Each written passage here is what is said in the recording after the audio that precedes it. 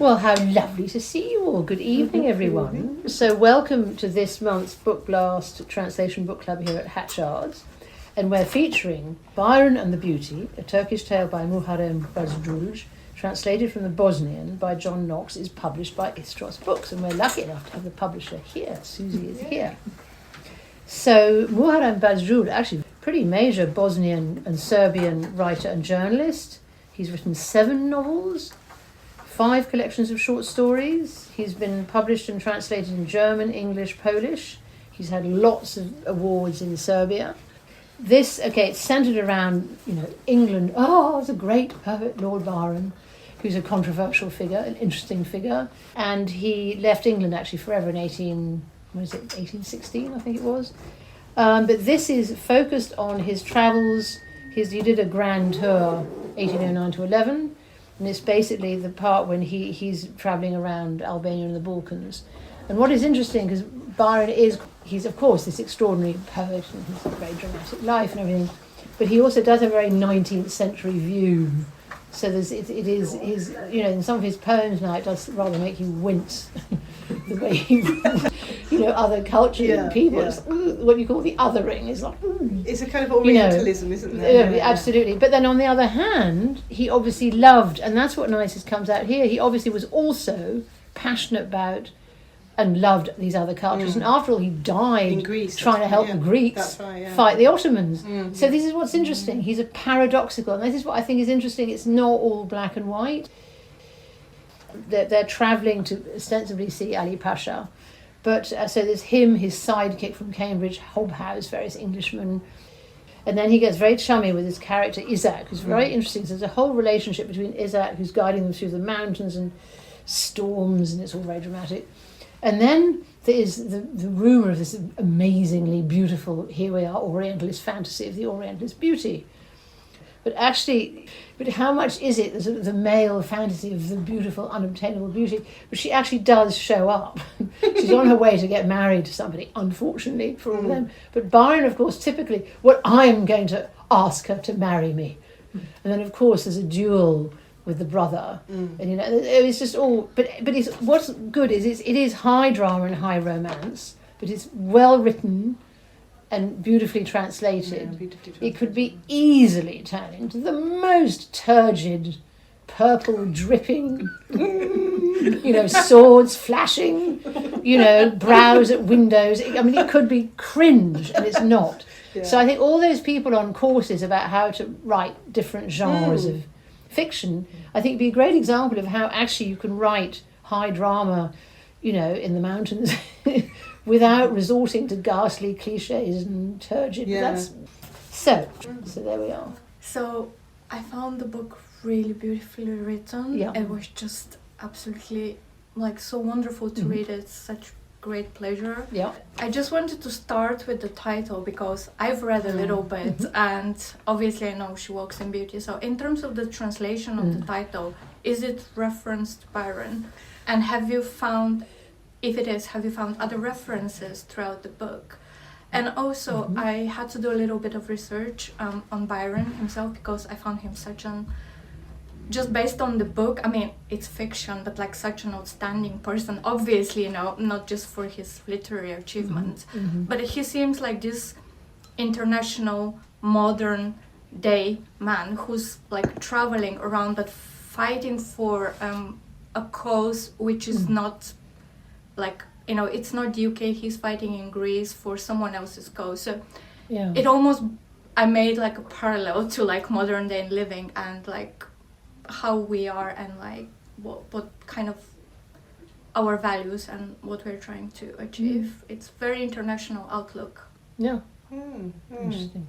Actually, the title in the original was Giaour, yes, I've just read that. Giaour is Zulejha. And Faisal will explain what Giaour means in a minute. But because it sounds, in English, I said to Muharem, we really can't call it that in English because no one will be able to pronounce it, and I would really rather call it something that's more, from a selling point of view, which is the point of view I have to have. So I kept the kind of dual thing, the man and the woman, right? But I didn't use their names. So Byron, obviously, who's the Giaour, and the beauty. I just said the beauty rather than Zulejha, and I believe Zulejha is a name that was used by Byron in another long poem, which is called the Turkish Tale, or it has a subtitle, a Turkish Tale. Yeah. So Muharem obviously took that name because it was another name that Byron had used in another fictional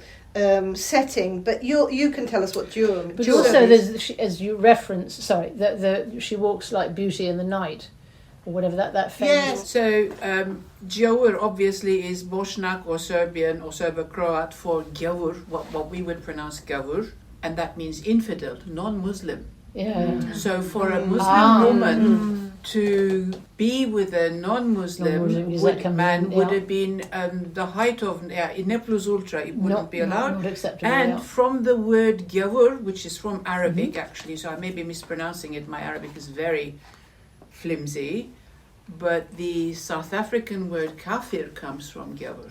Oh, right. It means infidel. Yeah, so that's where it comes from. Obviously, the infidel and Zulejha would have instantly said a non-Muslim man and a Muslim woman. Well, that comes into the whole thing, the whole fight with her brother, who wants to do. And there's this, and they're both amazing swordsmen. And luckily they don't kill each other. Yes. But anyway, then she leans out of the window. But now we have... I met the author through his famous discovery of a 1941 birthday present for Hitler. So when Nazi Germany pressured Yugoslavia into signing the tripartite pact, when the Yugoslavs famously resisted and Hitler invaded, captured Sarajevo, they removed the memorial plaque, which was commemorating the spot where some 25 years earlier Franz Ferdinand was assassinated.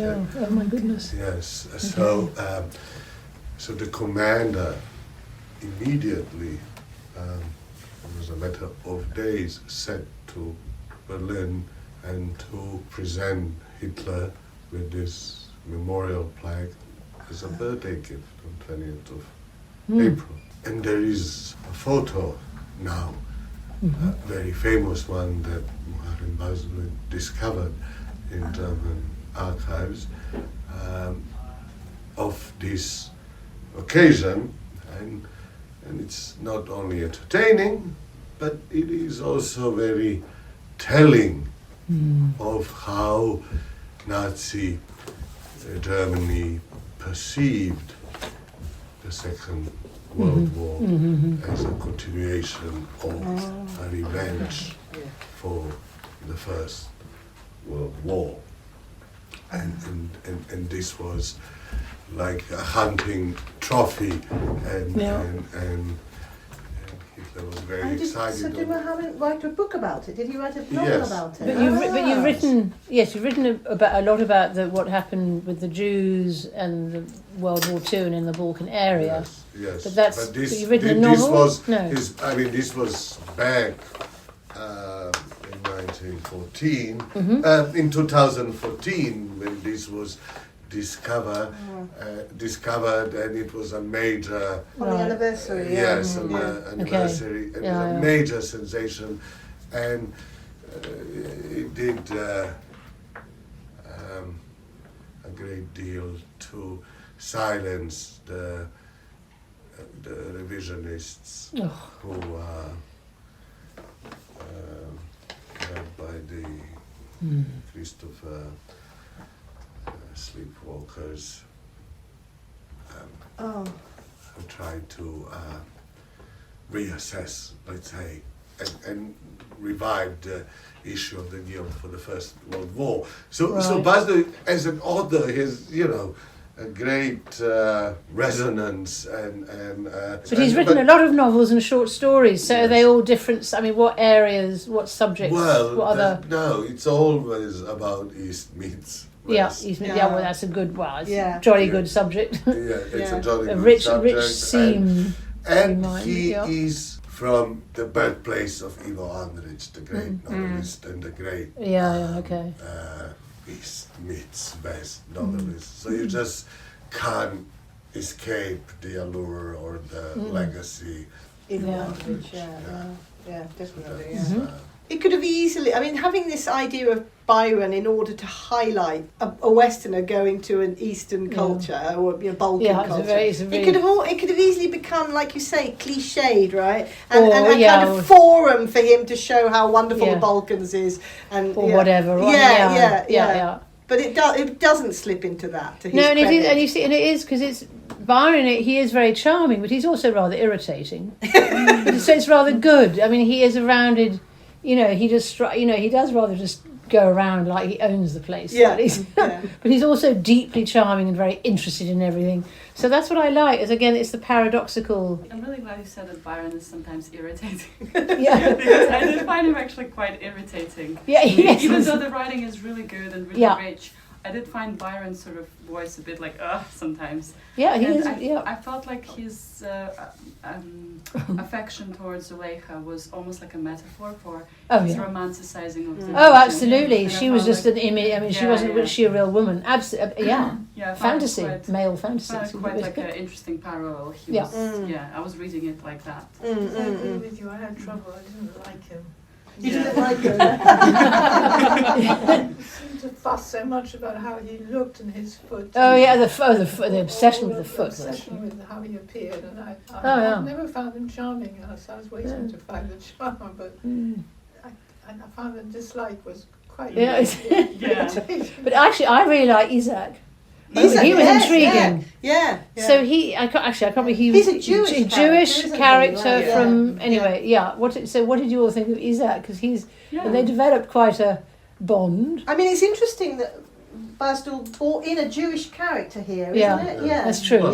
Again, like Ivo Andrić.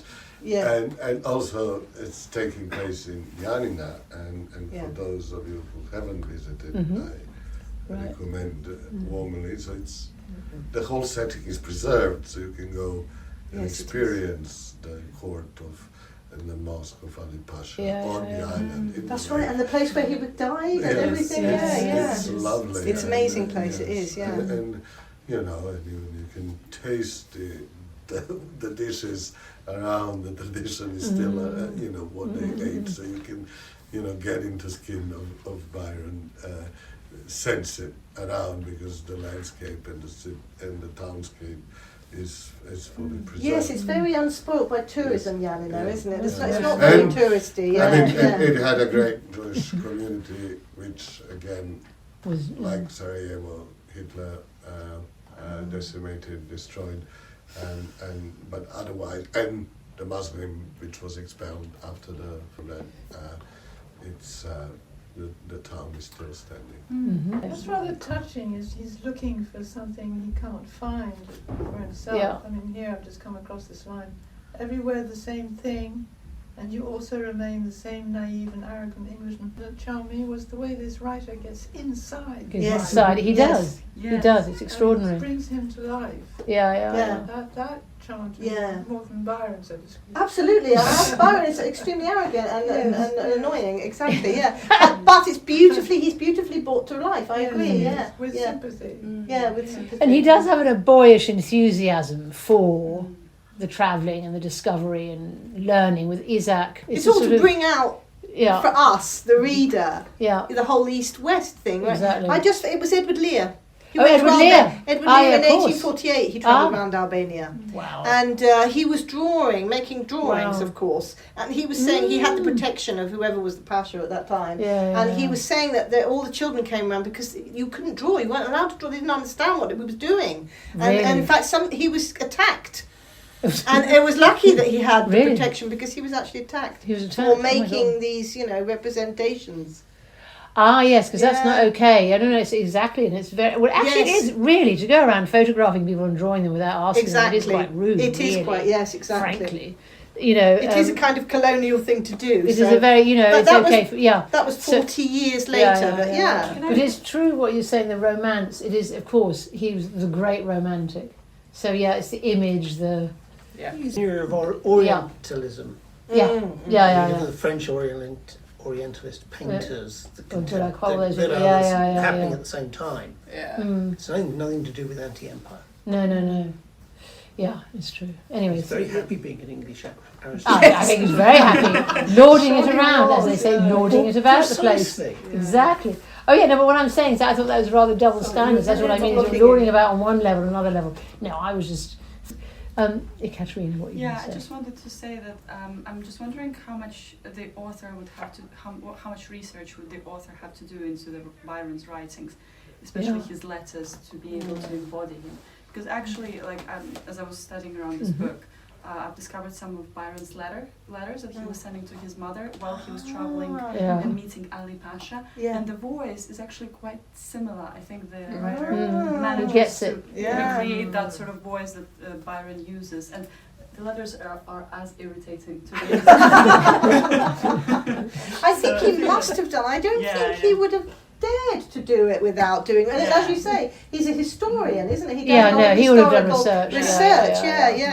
I mean, it is Muharem Bazdulj, who's not a known writer here, talking about Byron. It's quite, daring in a way, right? Yeah. And maybe not if it stays in Bosnian or Serbian, but it's been translated into English, so people can scrutinize scrutinize it. He catches something. I mean, I was thinking Beauty and the Beast. He catches something of his feeling of being beastly. He's got this great charm and good looks up to the waist up, but there's something wrong with the foot. Yes, that's right. That, I think, haunts him. Yes. There's a sort of monstrous side that shadows him, and he's looking for beauty, relief from this somehow. The title's even better than I thought it was. Well, there you are.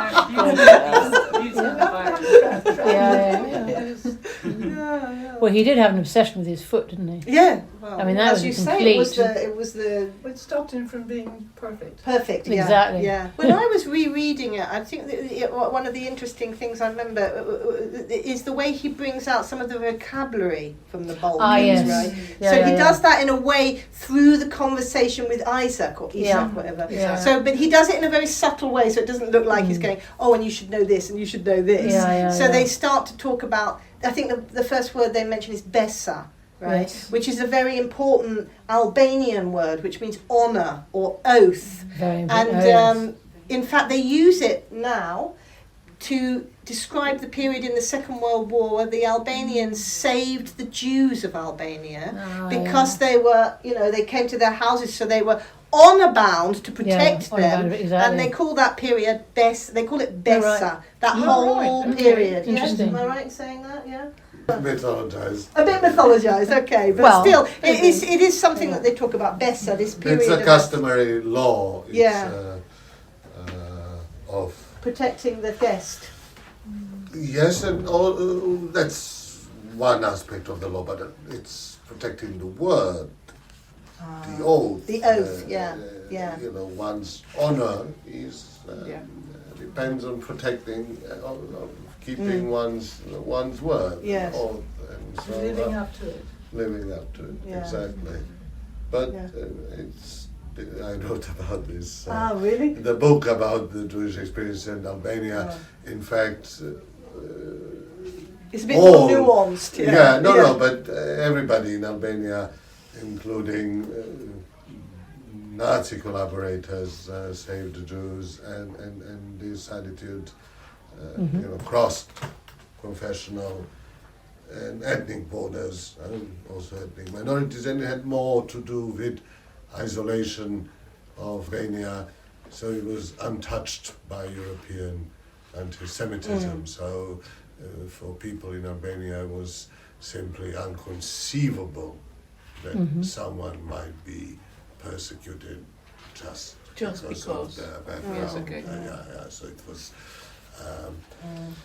it was a different world. What has Byron looked back on? What has he written? I know almost nothing about Byron. What has he written that has really stayed with as irritating that is? Or is it his personality? I think, yes, it's more like his personality, isn't it? Yes, more than any actual piece of poetry. I agree. Well, also, didn't one of his daughters She supposedly was one of the first computer, Ada Lovelace. Yes. She did one of the first. She was acknowledged the mother of computers. Yes. Or something extraordinary. Yeah, It's quite interesting that he made his person, his life. Oh yeah. Yes. Yes. He was cultivating the legend. Well, he was. I suppose he was Yeah, sort of 19th century celebrity. Dare I say it. He was a But celebrity. he was wasn't he? absolutely. Absolutely. You know, they all flocked and were fascinated and. Yeah. But then he did leave England forever in 1860. That's quite interesting. He just left England. But then he died quite... I mean, when did he die? In 1826, I think. Yeah, okay. 23, 26, I can't remember. It was 1820-something in Greece. In Greece, Yeah, and in Greece, he's an absolute hero. Well, of course. Yeah. Yes, So what quality does he represent in Greece? Well, because he came to fight against heroism. Heroism. It was the revolution, the Greek Revolution of 1821 against the Ottoman-era, and which lasted more or less 400 years from Istanbul. So it was he came reviving to this and idealistic. That contemporary Greece is a continuation of ancient Greece, which many denied this idea, and so he's the proponent against Fallmeyer, a German one who claimed that the contemporary Greeks were just Turks. Let's face it, Greece in the 19th century wasn't a direct extension of ancient Greece anyway, because ancient Greece was city-states. They had colonized the what is now the Turkish littoral, so everywhere from Pontus through to all of the shoreline, as it were. But there wasn't a Greece as such. They didn't call themselves Greece, they called themselves Hellenes. And Ionians. But that's the name of Greece in Greek. Then he's memorialised in a song. Well, that's always, very delicate, isn't it? What does it mean to be memorialised in a song? Byron asked of Isaac before dawn was even close. Both of them were awake very early like the morning before, and these were the first words spoken after sleeping. Isaac's silence gave way to a deep sigh. In these parts, my lord, he said at last, that's the only kind of glory, and it is more lasting than brass. Frail and brittle and fleeting is every kind of glory, except the kind that song bestows. Books count about as much as stones in people's memory, my lord. The same piece of parchment can be written upon many times over, and horse excrement now falls onto the stone slabs from the ancient emperors' palaces and medieval fortresses. Walls are constructed of the marble of old grave markers. People feed fires with books, but inside the walled courtyards around the fires, songs are sung. Kings and sultans are quickly forgotten, but songs are remembered. Songs about the strength of a man's arm or the beauty of a woman's countenance. Mm-hmm. So there we are. So it's a Homeric tradition. So, and this was part of the Byron's package, and Bazdulj is right to point this out. And this tradition was alive in the Balkans into 19th century or 20th. When they arrested Karadzic, right? Was it not famously he used to go to this bar in Serbia where they would be singing a song in praise of Karadzic, apparently not knowing who he was. But anyway, there was a ballad. Wow. This was still, you need to be illiterate for this tradition. So the last ones were in the 1930s, where the Harvard professor, now I forgot his name, recorded in Montenegro. Yeah. So Albania and Montenegro were the last spots of this huge tradition. But I would doubt after 1930s, literacy spread. And so we have reinvented. There are people doing this and singing on this kusle, but this is more reinventing tradition than right. But it may be worth mentioning that the word for poem and song is the same in both. Because poems were sung. Yeah, exactly. Yeah, in fact, I translated a very famous Yugoslav children's story, into English, and I deliberately made a huge effort to keep the rhythm and the rhyme, because I said there's a song. I said I want be able to sing it Exactly. using the same tune. Yeah. Takes some skill Just there. the beat of Yeah. the heart. Yeah. But there is an interesting. In fact, that's one of the words that I wanted to bring up that they mention in there. That Isaac explains to him what it is, and that's the word. No, it's called sevdah. The word sevdah. Yeah. And well, Feyza, tell us what that word means. So sevdah in Turkish actually is love, Okay. passionate love. Mm-hmm. And the first time I heard your Boshnak songsmith sing a sevdah, I was just blown away. It was so beautiful. So obviously last year he was here. it was Yes, he was. It obviously That's means right. It came on, presumably a love song, right? A ballad. Yes, so I suppose he brings it in because in Bosnia, where Muharem is from, sevdah is a genre of music which embodies longing for a lost love. Yeah. It's always tragic. Yeah. They never get together. Someone dies. All that stuff. So it's like there are people who, from generation to generation, sing sevdah. And it's very beautiful and moving, and these are people who are worshipped in Bosnia, because they sing this type of music, and it's very moving. It's like fado in Portuguese, and that's why and that's why he probably brings it in, because for Muharem, that's very much part of how he grew up with that sevdah, and it's still a big tradition. In fact, I think there's a sevdah museum in Sarajevo, right, where you can go and listen to the generations of people who'd sung it. Do we know which part is fiction and which part is? Yes. And as you say, you probably read the letters. Letters, biographies. This jewel is obviously a fabrication, right? And Zulejha and all this. But I think Hob, what's his name? No, Hobhouse is real. Hobhouse is real. No, he was his sidekick from Cambridge. Yeah. No, the Englishman says there are aspects that are real. And his trip there was real. He did meet Ali Pasha's grandchildren. He did, there's the famous portrait of him in that Oriental. That's what Ali Pasha gave him. That's you remember in the book they give him. That's what he wore in that famous portrait. So that's a mixture. That's true. Yeah, it's a mixture. Yeah, and he imagines. But as you say, he imagines pretty well, though. Yeah, quite hard to get inside the. And the story with this woman, or is that true? Or I don't think that's true. I think that's fantasy, but it's a complete. Yeah. But he had this thing about women, and so it's the women are sort of some, but how is it actually a woman, or just it's a fantasy. Yes, it's a kind of. But I mean, he himself had an interesting. Because didn't he had a father who was terrible, who spent all the money. He married, the mother was loaded, and then the father spent all her money, and so they had quite a rough time growing up.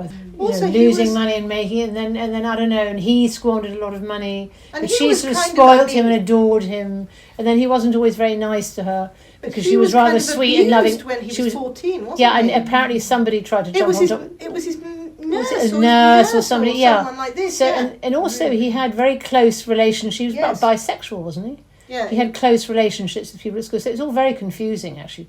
Strikes me, Byron, strikes me as being rather a confused kind of person. Yeah. But I mean, I don't know.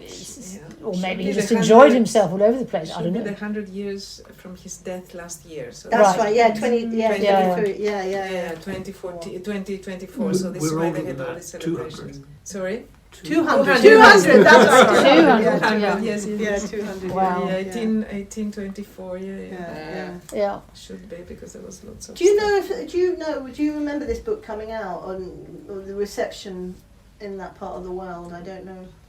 No. Well, it is. I'm sorry. As far as I'm concerned, it is what I call a backlist gem. Mm-hmm. First, it was published in 2005. Yeah. And here in 2016. Okay. Yeah. Well, this is the thing, as I said when we came in, sometimes publishers have wonderful books on their backlist, and for some reason they fall through the cracks. It's just very difficult to get attention and reviews. I mean, the Brits probably very difficult. Somebody writing an Albanian, Bosnian Byron, like maybe that wouldn't go. I went to the Byron Society meeting, and in order to kind of introduce, they couldn't have been less interested. Disappointing. Absolutely not interested at all, because they knew who Byron was, and as you say, who is this guy from Bosnia writing about Byron? How dare he, as it were, write about our hero? But I mean, that was what was interesting about the book. Well, exactly. Which I find interesting. Often we get this kind of there's an Englishman who goes to Bosnia or Albania, or Paddy Fermo. It's interesting because we see them through our eyes. But how about this is the locals' eyes? Exactly. And isn't that what John Cox talks about in the afterword? Which is very, very good. No, John Cox, very good. Yeah, no, he has some. Yeah, and he said at the end, he says he did actually visit Albania. So, the afterword has some interesting points in it for sure. He talks about the fact that it's the other way round than it usually is, right? Yeah. It's the other side of the story. Yeah, exactly. Which is one of the reasons that I have Istros, because I'm showing the other side of the story. The other side, and this is what I love also with translations. Sometimes you find books, it's good. Yeah.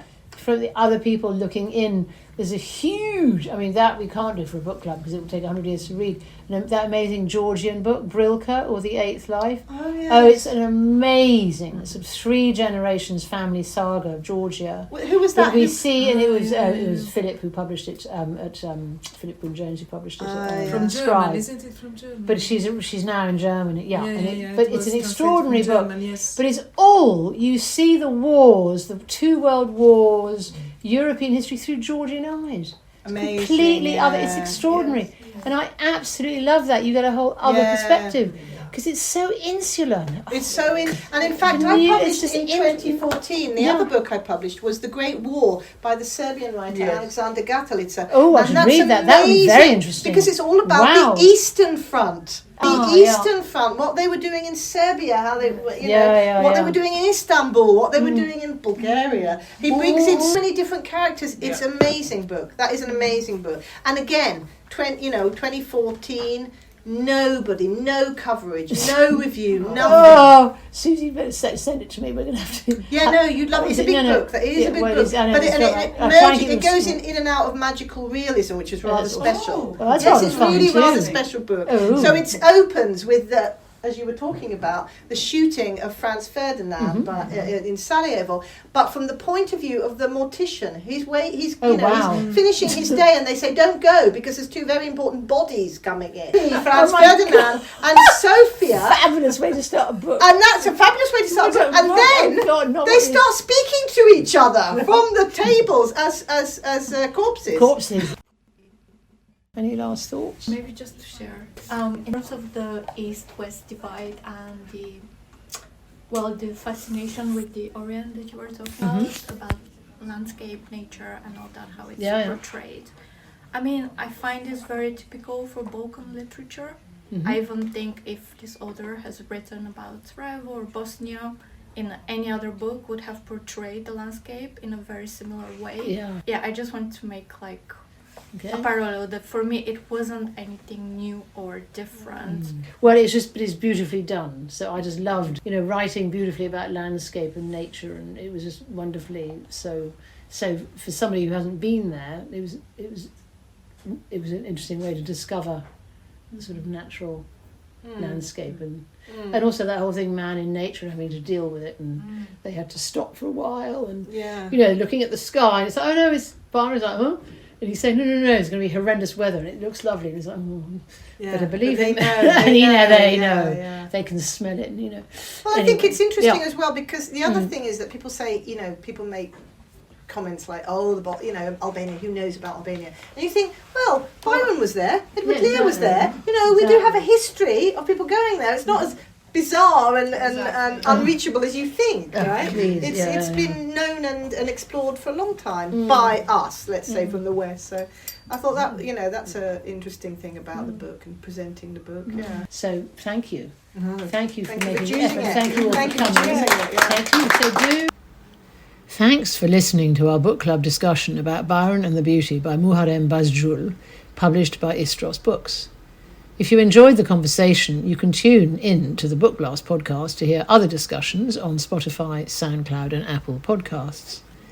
And to get a copy of Byron and the Beauty, buy online from BookBlast at bookshop.org and support independent bookstores by doing so. Until next time, happy reading.